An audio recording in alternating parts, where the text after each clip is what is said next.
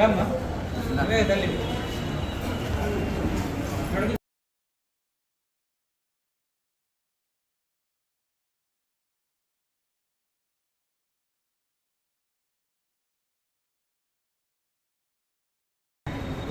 5-6 తారీఖులు మా దగ్గరకు వచ్చారు. మే 16వ తారీఖు మేము ఆపరేషన్ చేశాము. బాబు కండిషన్ వచ్చేసరికి ఏమంటారంటే దీన్ని extra hepatic portal vein obstruction with symptomatic hypersplenism with growth రిటార్డేషన్తో వచ్చారు. వీళ్ళకి పుట్టుకతోనే లివర్కి ఉన్న పోర్టల్ వెయిన్ అనేది స్లోగా బ్లాక్ అయిపోవడం వల్ల దాని చుట్టూ ఎక్స్టెన్సివ్ కొలాటరల్స్ వచ్చేసి దానివల్ల సరిగ్గా తినక గ్రోత్ రిటార్డేషన్ ఉండిపోవటము, ఎక్కువగా ఈసోఫేజల్ వ్యారిసెస్, రెక్టల్ వ్యారిసెస్ వచ్చేసి కడుపులో నీరు చేరటము, రక్తపు వాంతులు అవటము. నెక్స్ట్ సిమ్టమాటిక్ హైపర్స్టెనిజం అంటే బాడీలో blood cells, haemoglobin, platelets, WBC ఎక్కువగా స్ప్లీన్లో డిఫెక్ట్ అయిపోవడం వల్ల బ్రష్ చేసుకుంటున్నప్పుడు నోట్లో నుంచి బ్లడ్ రావటము, వెంటనే ఇన్ఫెక్షన్స్ వచ్చి ఫీవర్ రావటము. సో దీనివల్ల బాబు బాగా ఇబ్బంది పడ్డాడు. మేము ఇక్కడికి వచ్చాక అన్ని డిపార్ట్మెంట్ స్టాఫ్ అందరితో, radiology department, pathology department, anesthesiology department అందరి సహకారంతో, medical gastro department and general medicine department, pediatrics డిపార్ట్మెంట్తో ఈ diagnosis extra hepatic portal vein obstruction with hypersplenism with growth retardation అని తెలుసుకొని సో బాబుకి స్టెనెక్టమీ విత్ డీవాస్కులరైజేషన్ చేయడం జరిగింది. సో ఆపరేషన్ అయిపోయినాక కౌంట్స్ అన్నీ ఇంప్రూవ్మెంట్ వచ్చింది. రక్తహీనత నుంచి బాబు బయటపడ్డాడు. డబ్ల్యూబీసీ కౌంట్ పెరిగింది. ప్లేట్లెట్ కౌంట్ ఆపరేషన్ ముందు 50-60 వేలు ఉన్నది, ఇప్పుడు దగ్గర 4 లక్షల దాకా వచ్చింది. అండ్ స్టెనెక్టమీకి ముందుగా తీసుకోవాల్సిన జాగ్రత్తలు, వ్యాక్సిన్స్ కానీ, పోస్ట్ స్టెనెక్టమీ ఇన్ఫెక్షన్స్ని తగ్గించడానికి ముందుగా మేము వ్యాక్సిన్స్ కానీ అండ్ ప్రొలాంగ్డ్ యాంటీబయాటిక్ ప్రొఫిలాక్సిస్ కూడా బాబు తీసుకుంటున్నాడు. సో చాలా హెల్దీగా ఉన్నాడు.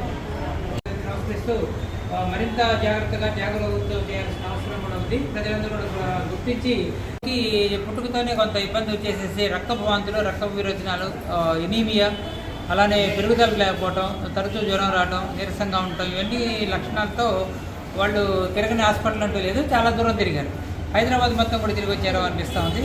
ఫైనల్గా ఇక్కడ గవర్నమెంట్ హాస్పిటల్కి ఈ మధ్యకాలంలో వచ్చినప్పుడు ఇక్కడ అన్ని పరీక్షలు చేయడం జరిగింది. చేసి ఇది ఎక్స్ట్రా హెపాటిక్ పోర్టల్లో అబ్స్ట్రక్షన్గా, పోర్టల్ హైపర్టెన్షన్గా గుర్తించి లివర్ అయితే నార్మల్గా ఉంది, చిరోసిస్ ఆఫ్ లివర్ లేదు.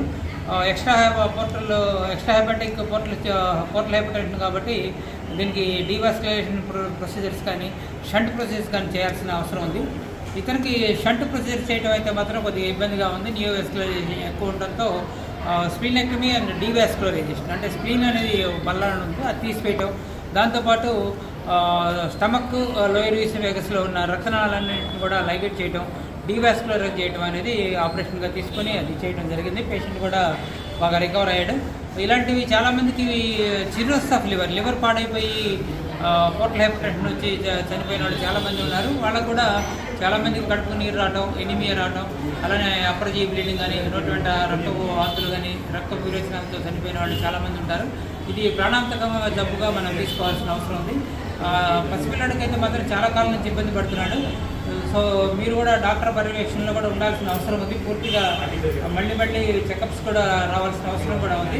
కొంతవరకు అయితే మాత్రం ఇప్పుడు ఇమ్మీడియట్గా రక్తవాంతులు కానీ, రక్త విరోచనాలు కానీ లేకుండా, రక్తహీనత లేకుండా, తరచూ ఆ స్ప్లీన్ కూడా ఒక్కోసారి మగిలిపోయే అవకాశం ఉంటుంది. ఆ స్ప్లీనెక్టమీ కూడా చేశారు కాబట్టి, డీవాస్కులరైజేషన్ చేశారు కాబట్టి రక్తవాంతులు కానీ, రక్త విరోచనాలు రావు కాబట్టి మీరు భయపడాల్సిన అవసరం లేదు.